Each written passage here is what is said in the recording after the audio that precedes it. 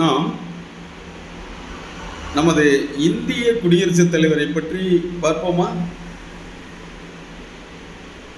இந்திய குடியரசுத் தலைவர் என்பவர்தான் நம் இந்தியாவினுடைய முதல் குடிமகன் ஆவார். இந்தியாவில் கிட்டத்தட்ட ஒரு 140 கோடி மக்கள் இருக்கிறார்கள். அந்த 140 கோடி மக்களில் பலர் செல்வந்தர்கள் இருக்கிறார்கள். பல லட்சக்கணக்கான கோடிக்கு சொந்தக்காரர்கள் எல்லாம் இருக்கிறார்கள். பல செல்வாக்கு பெற்ற மனிதர்கள் எல்லாம் இருக்கிறார்கள். ஆனால் அவர்களுக்கெல்லாம் நாம் முதல் குடிமகனாக நாம் ஏற்றுக்கொள்ளப்படுவதில்லை. நம் இந்திய குடியரசுத் தலைவர் தான் நம் இந்தியாவினுடைய முதல் குடிமகன் என அழைக்கிறோம். உலகில் இருக்கிற அனைத்து தலைவர்களை விட நம் இந்திய குடியரசுத் தலைவர் மிகவும் வலிமை வாய்ந்தவர், மிக அதிகாரங்களை பெற்றவர். சரி, இவருடைய தகுதிகள் என்னவென்று பார்ப்போமா? இவர் இந்தியாவினுடைய குடியுரிமை பெற்றவராக இருக்க வேண்டும். He is the citizens of India. He must be the citizen of India. இந்திய குடியுரிமை பெற்றவராக இருக்க வேண்டும். அதற்கடுத்து 35 வயது கடந்தவராக இருக்க வேண்டும். 35 வயசுக்கு உள்ள இருக்கக்கூடாது, 35 வயசு கம்ப்ளீட் ஆயிருக்கணும். அதற்கடுத்து மக்களவையினுடைய உறுப்பினர் ஆவதற்குரிய தகுதிகளை பெற்றிருக்க வேண்டும். மக்களவையினுடைய உறுப்பினர் ஆவதற்குரிய தகுதி என்னன்னு பார்த்தா, அவருடைய பெயர் ஓட் லிஸ்ட்ல இருக்கணும். நம்ம ஓட்டர் லிஸ்ட்ல அவருடைய பெயர் இருக்க வேண்டும். அவர் மென்டலி டிஸார்டர் பர்சன் ஆர் இன்சால்வெண்டா இருக்கக்கூடாதுங்கிறாங்க. மென்டலி டிஸார்டர் பர்சன் அப்படின்னா he is a physically fit, not mentally handicapped. அதாவதுங்க, நல்ல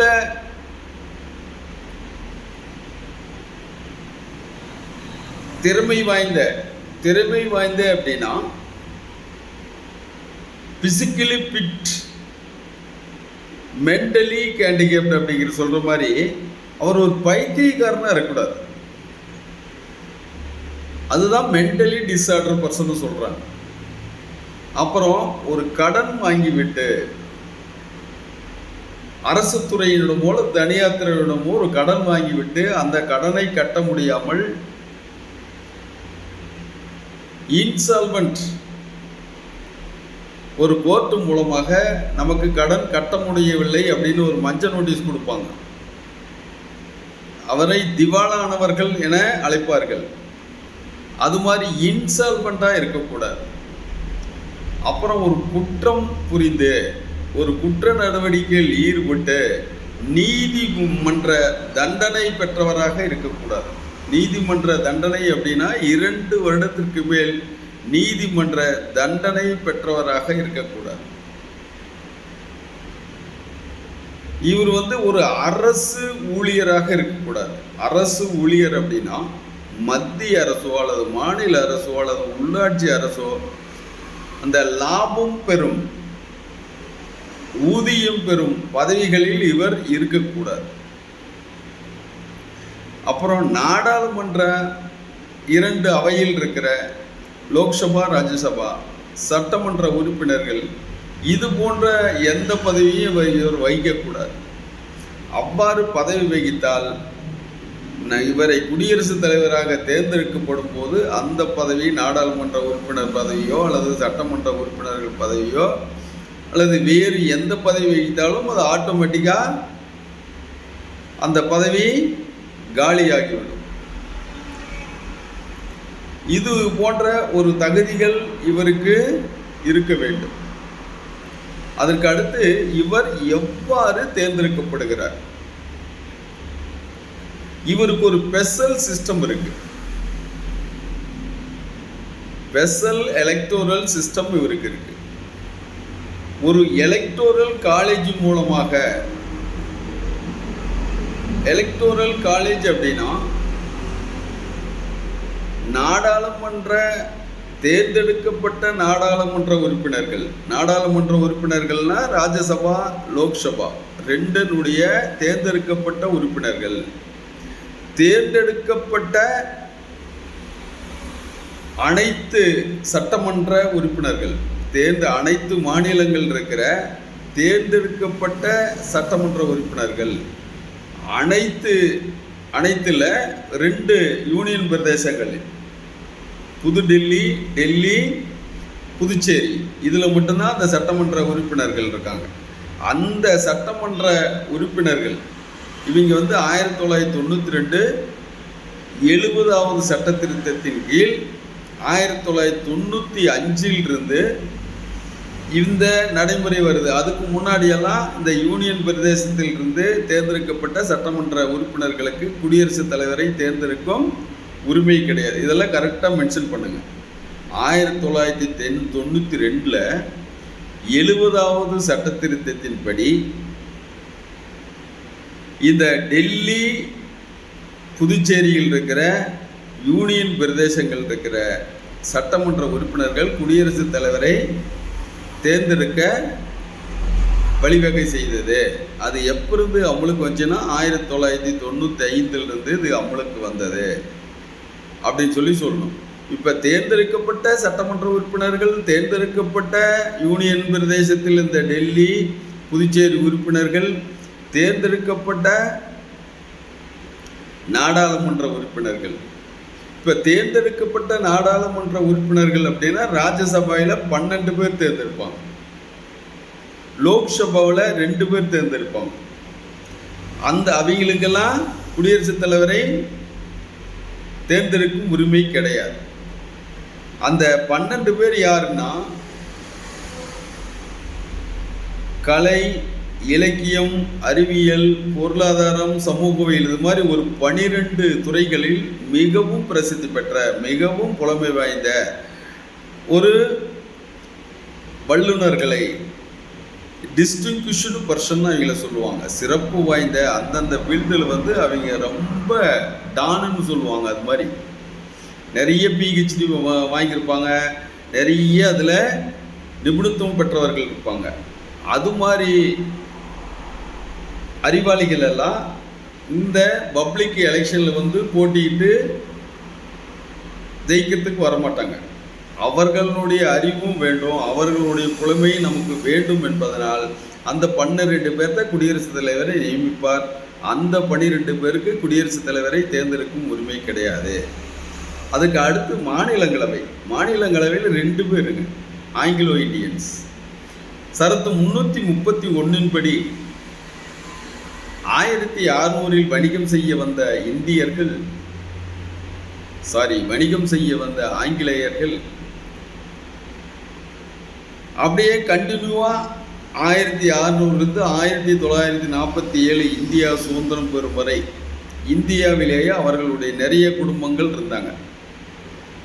சுதந்திரம் வாங்கிய பின்பு கூட அவர்கள் இங்கிலாந்துக்கு, அவர்கள் நாட்டுக்கு செல்லவில்லை. அவர்களுடைய குடும்பம் நம்ம இந்தியாவிலேயே தங்கியிருந்தது. அவர்களுக்கும் ஒரு பிரதிநிதித்துவம் வேண்டும், அந்த மக்களுக்கும் ஒரு ரெப்ரசன்டேட்டிவ் கொடுக்கணும் அப்படிங்கிறதோசரம் 331வது ஆர்டிகல் படி குடியரசுத் தலைவர் ஆங்கிலோ இண்டியன்ஸுக்கு பிரதிநிதித்துவம் இல்லை என கருதினால் 331 படி மக்களவைக்கு 2 ஆங்கிலோ இண்டியன்ஸும், ஒவ்வொரு சட்டமன்றத்திற்கு ஒரு ஆங்கிலோ இண்டியன்ஸும், சட்டமன்றத்தில் நியமிப்பவர்கள் யாரை நியமிக்கிறாங்க அப்படின்னா அந்தந்த சட்டமன்ற ஆளுநர்கள். மக்களவைக்கு யார் நியமிப்பார்னு பார்த்தா குடியரசுத் தலைவர். இந்த நியமனம் செய்யப்பட்ட உறுப்பினர்கள் குடியரசுத் தலைவரை தேர்ந்தெடுக்க முடியாது. இப்போ இந்த elected representatives, elected parliament members. Elected parliament members அப்படின்னா Lok Sabha, Rajya Sabha. Elected legislative assembly members, elected all legislative, எல்லா சட்டமன்றங்களில் இருக்கிற சட்டமன்ற உறுப்பினர்களும், டெல்லி புதுச்சேரியில் இருக்கிற சட்டமன்ற உறுப்பினர்கள், இவங்க எல்லாம் சேர்ந்து தான் குடியரசுத் தலைவரை தேர்ந்தெடுப்பார்கள். அதுதான் எலக்டோரல் காலேஜ்னு சொல்கிறோம். அப்போ இவங்களை இவ்வாறு தேர்ந்தெடுக்கும் போது என்ன சிஸ்டத்தில் தேர்ந்தெடுக்கிறாங்க அப்படின்னா, நேரடியாக தேர்ந்தெடுக்கிறார்களா மறைமுகமாக தேர்ந்தெடுக்கிறார்களா அப்படின்னா மறைமுகமாக தேர்ந்தெடுக்கப்படுகிறது. சிங்கிள், அதாவது ஒற்றை மாற்று விகிதாச்சார பிரதிநிதித்துவ, ஒற்றை மாற்று விகிதாச்சார பிரதிநிதித்துவ ரகசிய வாக்கெடுப்பு மூலம், இந்த வேர்டெல்லாம் கரெக்டாக போடணும். அந்த சிஸ்டத்தின் கீழ் தான் மறைமுகமாக இவர்களை, இந்த குடியரசுத் தலைவரை தேர்ந்தெடுப்பார்கள். சரி, இவங்களுக்கெல்லாம் ஓட்டு வேல்யூ எப்படி அப்படின்னு சொல்லி பார்த்தோம்னா, நாடாளுமன்ற உறுப்பினர்களுக்கு லோக்சபாவுக்கு இருந்தாலும் ஒன்று தான், ராஜ்யசபாவில் இருந்தால் அவங்க ஒன்று தான். அவங்களுடைய ஒரு ஓட்டினுடைய வேல்யூ 708. நாடாளுமன்ற உறுப்பினர்களுடைய ஓட்டு வேல்யூ 708. அதே சட்டமன்ற உறுப்பினர்களின்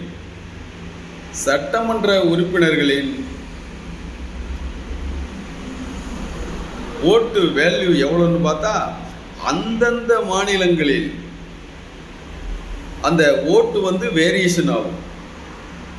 இப்போ மிக சிறிய மாநிலமாகிய சிக்கிம், அந்த சிக்கிமுடைய ஒரு எம்எல்ஏவுடைய ஓட்டு மதிப்பு எவ்வளோன்னு பார்த்தா வெறும் 7 தான். அதே மிக அதிக மக்கள் தொகை இருக்கிற உத்தரப்பிரதேசத்தினுடைய ஒரு சட்டமன்ற உறுப்பினர்களின் அந்த ஓட்டு மதிப்பு எவ்வளோன்னு பார்த்தா 208.